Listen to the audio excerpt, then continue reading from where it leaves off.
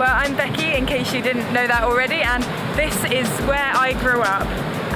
Not here literally, but in Cornwall in England, quite near to the beach. It was a really beautiful place to grow up, and actually from a really young age, living down here in Cornwall, I first felt that God was calling me to the mission field, to be a missionary one day.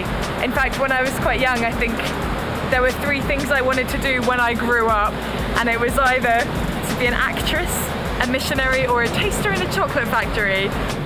Both of us had a dream to do mission, but we'd kind of put it to one side for a while, and we were just getting on with life, and I don't think that was a bad thing. You know, it wasn't the right time for us to be doing that right away, but in October 2016 we were at a conference when we were encouraged to remember a dream that was lying dormant, and both of us at different parts of the room both thought just the same thought at the same time, and actually wrote it down in little books at the same time, and that thought was a mission.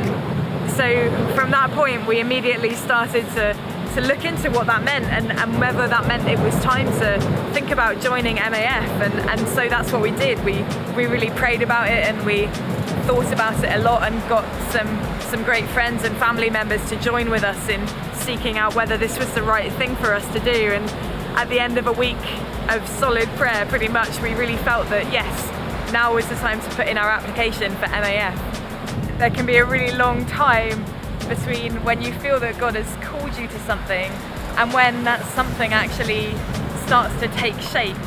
And for Dave and I, this has kind of been I think we worked it out as something like an 18-year dream that's finally happening now.